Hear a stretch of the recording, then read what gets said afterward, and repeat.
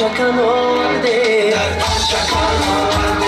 ایراق آورده نازک بدن آورده سر زیر سر اندازو در تن چکن آورده این دختری را غیره پودینه ای باغیره این دختری را غیره پودینه ای باغیره با دو زلفی زاغیره در اسبی من آورده